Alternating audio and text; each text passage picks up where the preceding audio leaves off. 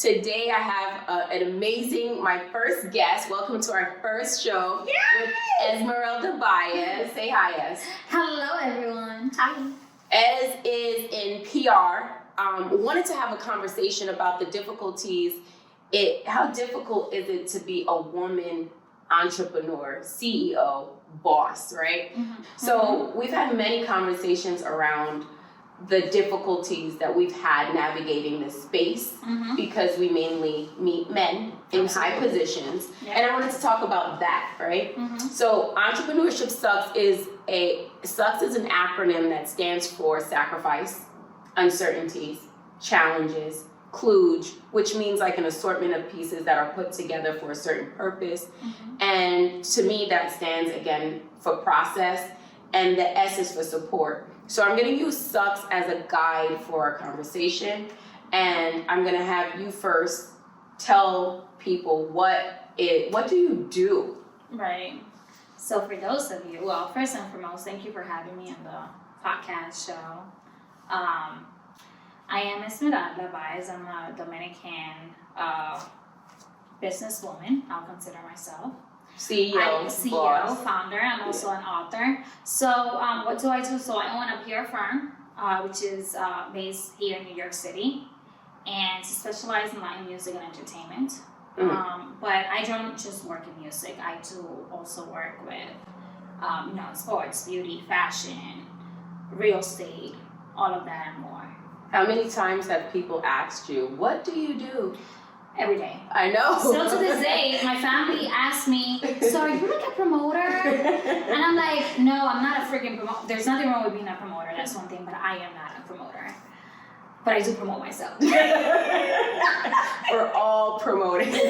Yes. So you basically are in the business of taking an artist or person or personality to the next level. I pretty much I put them on TV, radio, magazines, billboards. I'm pretty much the gap between the artist and the audience. Right, okay, cool. So she is the one who will take whatever it is that you want branded, right? And really create a persona around that brand. Absolutely. Okay, cool. And everything I do is positive media. I don't work with any drama. So you don't work with Wendy, no kidding. I don't. So I thought that it was really interesting. You and I, again, I'm going to kind of say this over and over because we have our own personal relationships. Absolutely. So we've had conversations for hours around how difficult it is being a beautiful woman in business, right? I'm going to start with the S, which stands for sacrifices. As a woman, what have you had to sacrifice? Many times we sacrifice our time, we sacrifice ourselves. Like I know in speaking with you, I know you're traveling like all the time. Yeah. And a lot of people who want to get into PR may not understand how taxing it can physically be on your body. Absolutely. So what would you say are your biggest sacrifices that you've had to make so far? So far, definitely my sleeping. There's a lot of sleepless nights. There's been times where I go maybe 36 hours without sleeping. And I know it's not healthy, but it comes with the territory. If I have to go, let's say, to the Latin billboards with a client, after the actual award ceremony, I'm going to an after party, and then another after party.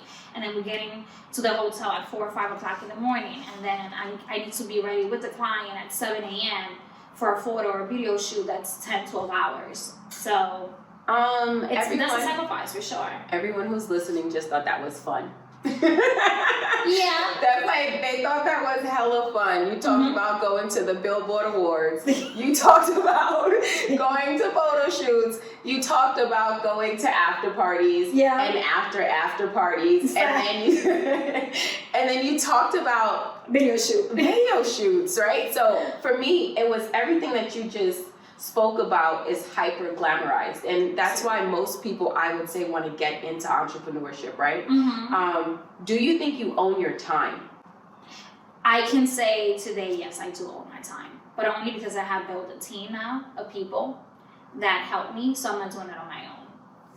When I started in the career, obviously I was doing a lot of things by myself. But like I said, now that I have a team, things are a little bit easier and I have more control of my time. I have more control of the events that I actually attend. I don't attend every event now. I am very cautious of the events that I attend now. If they're not beneficial to me personally. Or if it's not adding any value to me or my business, I'm really not going just to like network and just walk around looking pretty. I'm not interested in that anymore. So as a woman, because I want to bring it back. So the title of this show, I should have said this in the beginning. Let me tell you something. When she told me the title of this show, one, I wanted to be part of it. But English is my second language. So I have a real bad problem even pronouncing. Entrepreneurship. Yeah, we worked on that. We worked on that many times. Anyway, continue. I think I wanted to talk about, so the title of today's show was really supposed to be Indecent Business Proposal, right? Ooh. Indecent Business Proposal. How many times as a woman, and I'm going to, again, stick to our script because I want to talk about sacrifices. How much of yourself as a woman have you had to sacrifice outside of sleep? So we know there's physical sacrifice. Right. Have you had to sacrifice in order to become an entrepreneur, to be a CEO? I'm going to be extremely honest. First time I'm ever sharing this. I've had to flirt a lot to get some deals closed. So let's be clear, right? But I haven't sacrificed yet, and I don't think I will, my morals or my values. Okay. So the flirting is just I flirt, you know. So you know what I think? I don't even think there's anything wrong. I think all relationships are contractual, right? Absolutely. And then I think even our business relationships, being a woman, having feminine charm, that femininity allows you divine to walk energy. Allows you to walk into certain rooms, right? Absolutely. It opens doors for you. But using that femininity to open the door, do you find that men are as receptive? Do they want to do business with you past that open door? Like we've had this conversation before. Sometimes it has happened. Something that I now come to understand is that I don't take any of that personal. I don't take it personal. It's one of the core agreements from that book. Can't remember the name of the author, but there's a book titled Core Agreements. Read it. And it says, do not take anything personal. I don't take it personal. It's hard not to take it personal. It's hard to take it personal, but you have to have that mentality that it has nothing to do with you. And I think that because I have this mentality today, this is why I am in a different space, business-wise. Yeah. So sacrifices. So for me, I had to sacrifice a lot of time. I've sacrificed financially my own money. Oh, we all talked about right? We talked about that. And then when we talk about indecent business proposals and the sacrifices, I too will never sacrifice my morals. So when I was moving into this space, if many of you know me from the water space, I purchased a spring water bottling plant in 2020. And in 2021, after doing a show, people started hearing about my experience and my business, and then I got like bombarded with people, period. This one particular person who owns a hedge fund, you'll be left nameless, owns a hedge fund, invites me to the Harvard Club in the city. And when I get to the Harvard Club, it was super old school. And he kept telling me, like, you belong here. So I'm like, okay, great. Let's talk business. We actually ate, we hung out. This one thing that he did, though, wanted me to stay at the Harvard Club. I kind of explained to him what I was doing. I was looking for an investor. He wanted to give a certain amount of money. But I knew that he was also sizing me up. right? I knew that he was sizing me up, and he also kept telling me that he could give me $3 million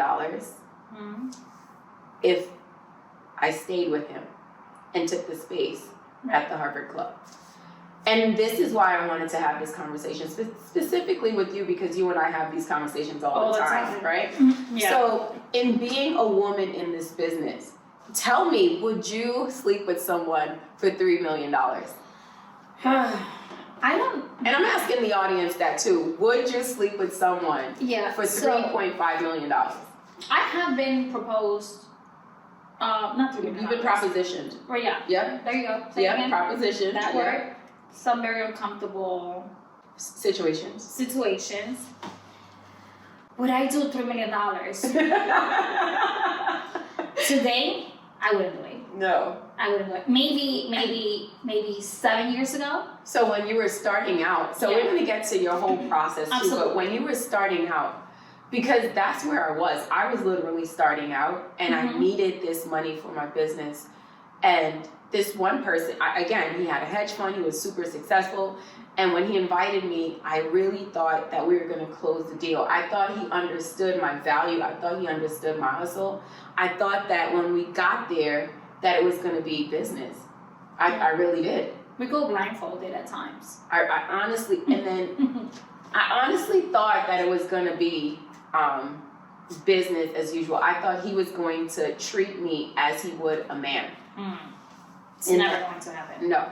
You know, when I started in the business, obviously, it's a male dominated world. Yes. Period. All the top executives are 90% of them were men. Today, it's like 70 and 30s women. Okay. So we're moving and progressing. Progressing. But I got offers. Hey, let's go to dinner. Always. I want to. Yeah, it's always dinner. Let's go to dinner. I want to hear what you can bring to the table. Let's see how we can create a partnership. And at the end of the night, it's like, hey, so do you want some drinks? And do you want to go back to my place? For what, sir? Why should I go to your house after this? It's not, or I had someone, not $3 million, actually asking me, so how much would it be for a night? And I said, for a night with, what do you mean? And he told me, how much would it be for that? So you and I, so let me tell you how I met Ez. Yeah. So someone linked us. He was like, you guys are both doing really dope things. He thought that we could really, he thought that we would complement each other, and we love each other from the day one. Day one. And he thought we would really complement each other, not just because we're women, but because we were both doing really progressive things in our careers, right? So when he introduced us, you said to me, like, look, I don't have $3 million, but I have a network way more than worth $500 million. You said, like, my phone book is valued way more than $1 billion. Yeah, like, we and that's a fact. Still, it's more now. Right. So, and that's how we ended up in this space. And you introduced me to someone. So a couple of people, actually. But let's talk about this one person in particular. French guy. So you introduced me to this French guy who is an actuary. So he's a financial engineer. Very far and few in between you will find someone who could actually create finances to get you funding, because this was the whole game was about getting funding to fund our business. Absolutely. Right? We're working together. We're trying to figure it out. That's something that you guys don't know. We actually work together. Yeah, we do. We have a personal relationship, but we also have a business relationship. 100%. Continue. So this guy now, he's helping me for maybe a month. Yeah. For a long time. Ooh, and then he drops up. He's on my phone like every single day. 6 a.m. Good morning. Good morning. Good morning, sunshine. He's sending us pictures from Central Park in his jogs. Like, we're not interested. Absolutely. And and actually we start to develop a relationship, and I think it's business, but I also like, hey, like, and I'm too damn friendly, right? So I think everybody's my friend. Do you think everybody's your friend? Not anymore. Yeah, But I was at a point where everybody, oh my God, that's my friend, my friend. And now it's like, no. My family hates that. People I know. My family hates that. Everybody's my friend. Mm-hmm. So I was like, oh, he's my friend. He's so friendly, right? He's so nice. He's helping me. We're just very charismatic, I feel. Our personalities are like very well, like we want to make others feel welcome, good, warm. Good. And we are friendly though. Because when we go to events, we're like extremely super friendly. Like too friendly. As the guy helps me, and before he gives me the document that he's been taking a month to put together, right? Yeah. So it was extensive. It was a lot of research. He calls you and does what? It's pretty much like, hey, so what's in for me? Not a percentage. This man said, what is in it for me? And we both know what that meant. Obviously, like he didn't need to. I didn't. I was confused. I was like, "What do you mean?" Well, I mean, the thing is that I know him personally for many years. Yeah. So when he told me that, I'm like, "Are you freaking kidding me?" Yeah. Like, oh, you have in his accent. You have to tell me. You gotta tell me what I know. What's in for me? I need to know. I like her. No, we don't like you. We came here to do business. Can you see me? We came here to do business, just like you would a man. Yeah. We do not like you. That's why now I go into meetings, a big t-shirt, I had sunglasses, and I'm like, no makeup, nothing. Like, there's no possible way they can see me in a sexual way. You could have on the baggiest pants, the baggiest t-shirt, no makeup, look crazy, and you're still propositioned. One of the biggest disrespects to me is wasting someone's time 100%. when you know your real intentions. 100%. Don't waste, like that is so disrespectful. That will really, honestly, I will block you from my life 100%. Don't play with my time. When we talk about sacrifice, I'm gonna go back to my kids because that has been a big sacrifice to me, for me. Of course. As a woman, do you feel like you have sacrificed this time in which you want to now move into other spaces of your life outside of business? Do you think there's room for both, or do you have to sacrifice one to be good at the other? I definitely have sacrificed my personal life. So at times, and I was actually having this conversation with my family probably 3 weeks ago, which I think I told you, and I was a little emotional about it. And they're like, Esmeralda, you are being very successful at what you're doing, and we're proud of you and stuff, but what about your personal life? Do you plan on having kids? Do you plan on getting married? Like that. So I think I have definitely sacrificed my personal life for the business. But I'm going to tell you though, 2023 is around the corner. 2023 is get married. I am looking forward. Let me say it right here. Okay?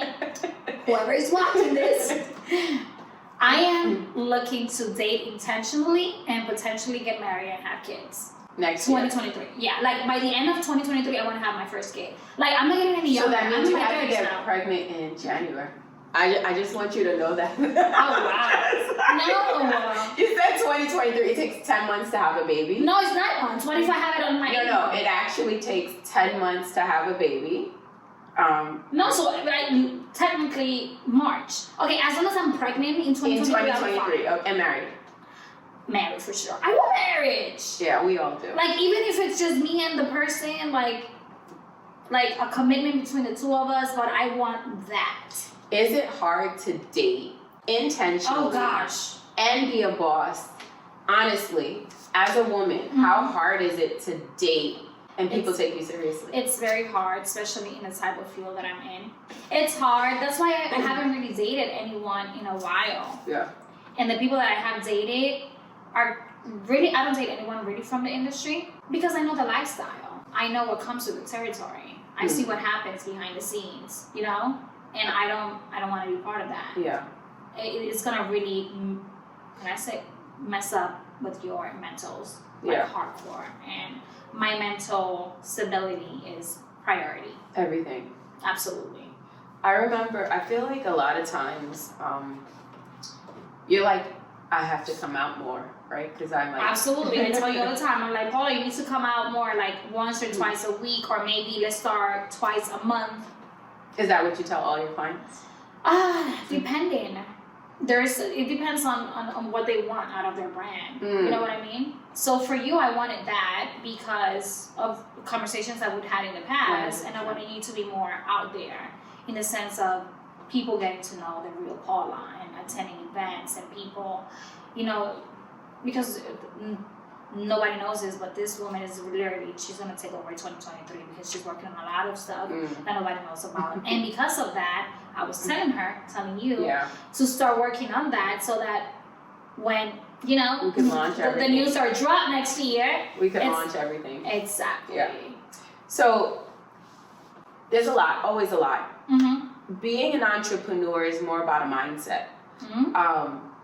Do you have to have a thriving $1 million successful business to be constituted or be considered an entrepreneur in your mind? Oh, absolutely not.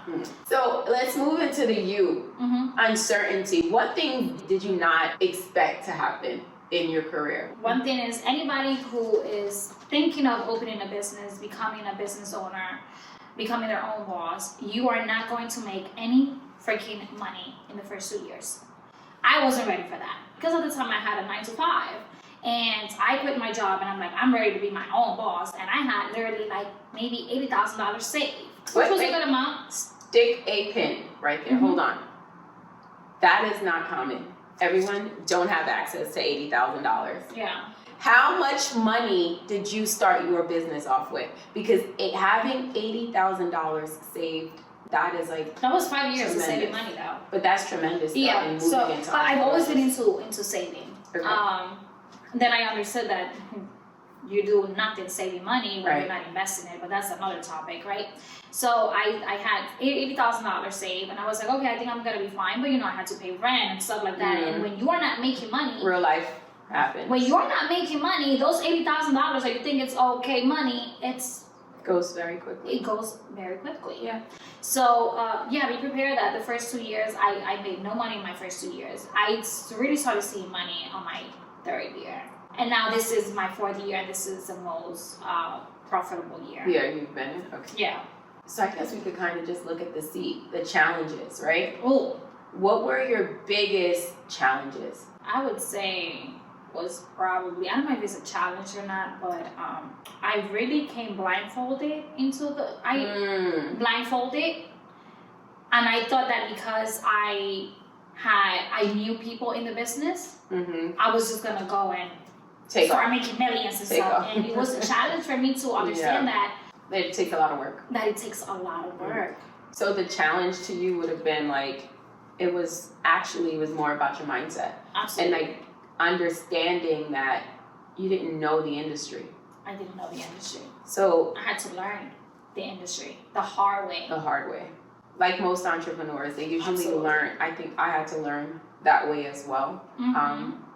On the job training. On the job training. As an entrepreneur, you literally got to make things work, right? Oh, yeah. Because your livelihood depends on it.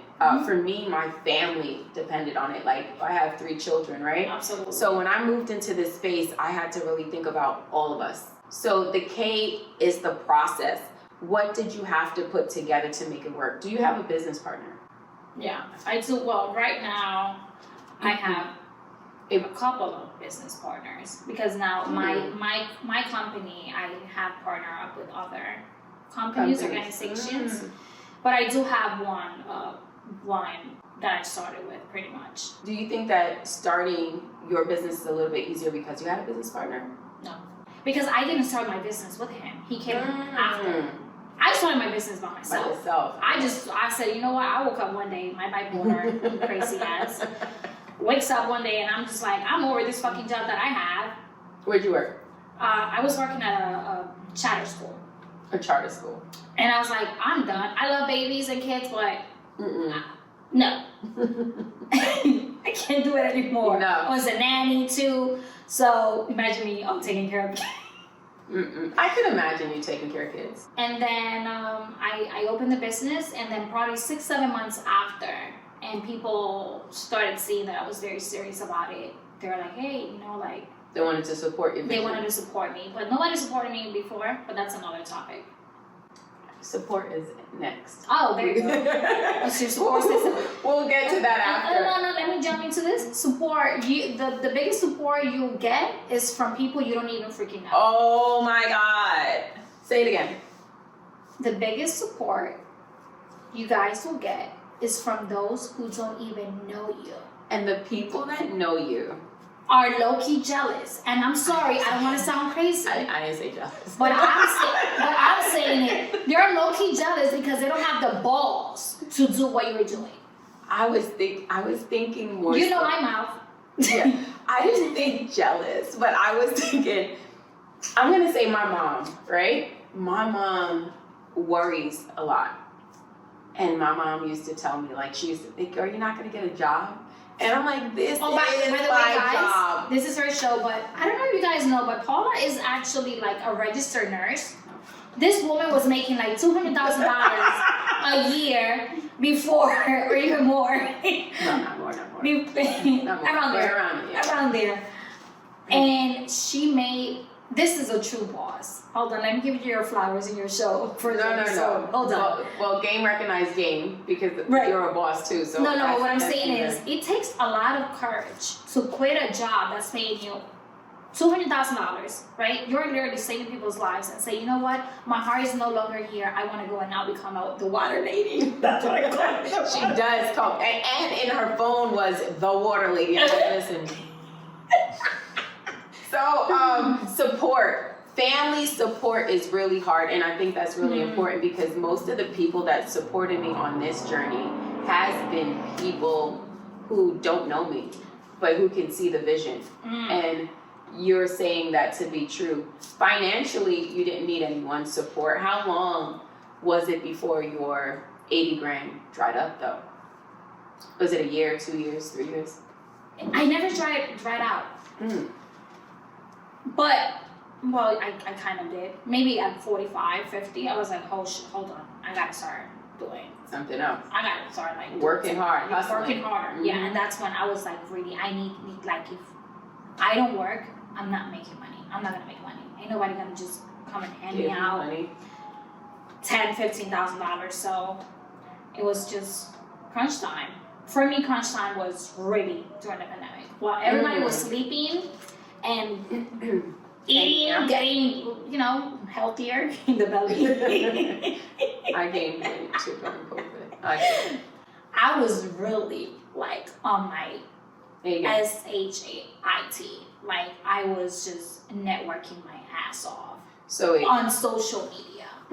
Because at the time you couldn't even meet with people. But I was like, you need to understand that was a perfect time to reach out to people you could have never get a hold of before, because we were all on the same page. Level. We were all home doing nothing. It was a perfect storm. So it was I was not sliding people's DMs. You were in their DMs. But I was in their DMs, so not like, hey, I love what you do. How can we create synergy? That became my favorite word ever. And interesting, you had DM'd me before we were introduced. Absolutely, because you went to the festival.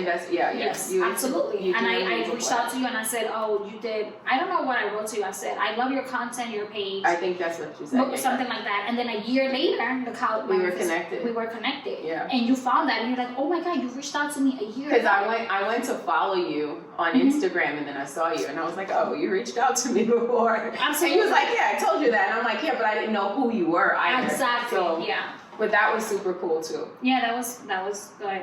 When we talk about support financially, you said you didn't run out of money. I didn't have that luxury. I ran out of money super quick. But your expenses were very, like you have kids. My money dried up pretty quick because I was putting money out for everything, and I did this with all my own money.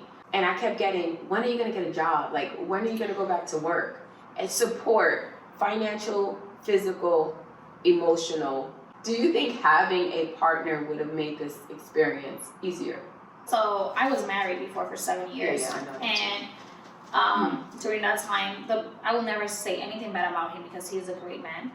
We just grew apart. Okay. It happens, right? We were both very young. But I feel that if I would have been married today still, I would have never become a boss or anything like that. I would be in his shadow.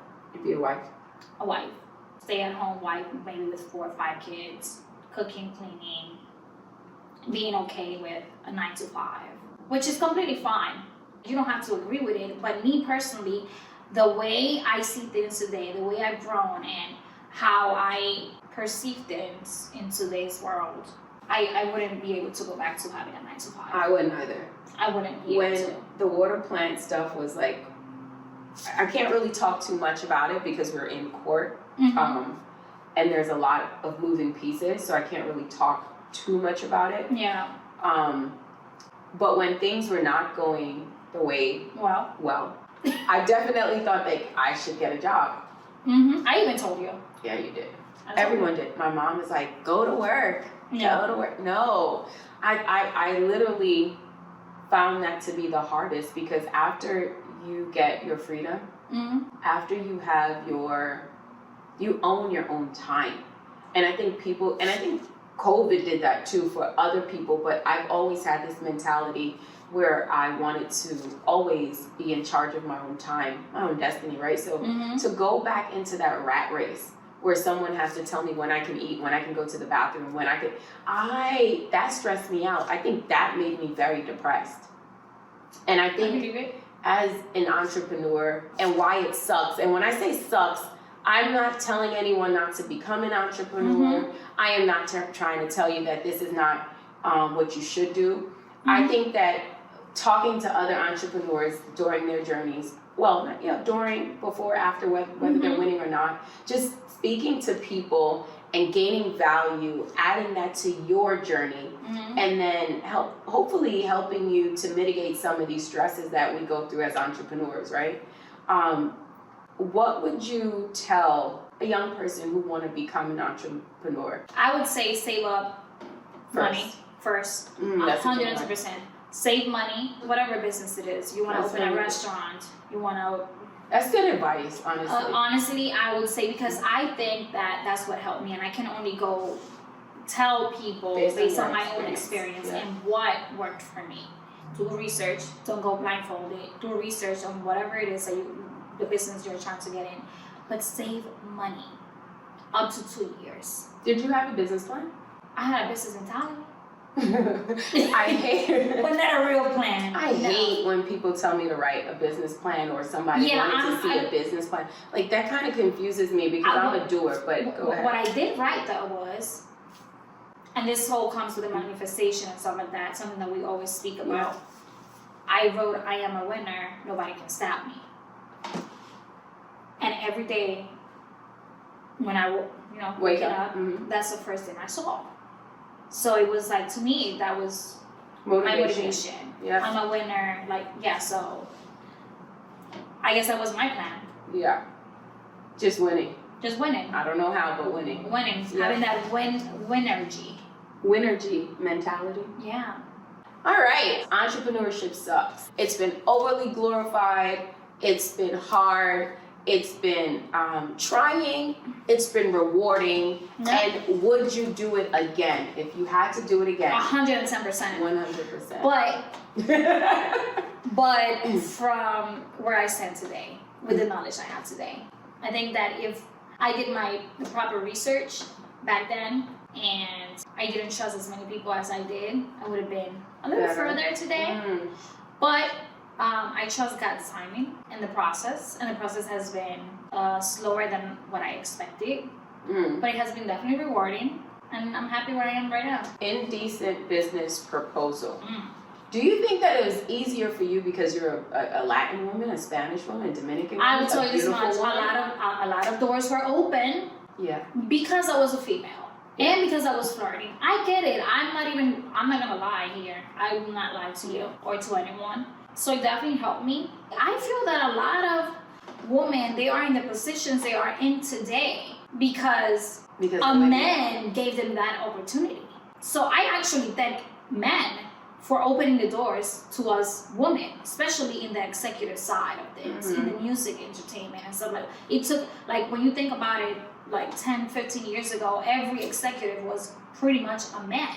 But now you have so many women executives that are doing so well for themselves. Who opened the door for them? It was a fucking man. Well, we kicked the So, door down you know what? ourselves. I love men. Cheers to men.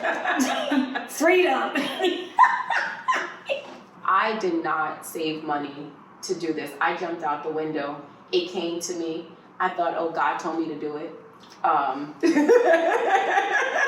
Baby Jesus. Baby Jesus told me to do it. I jumped out the window and I did not have that parachute. So I think it was really dope that you said about saving money and having the foresight to save and then jump into entrepreneurship. Absolutely. That'll save you the heartaches and headaches. Absolutely. The next thing you said was do research.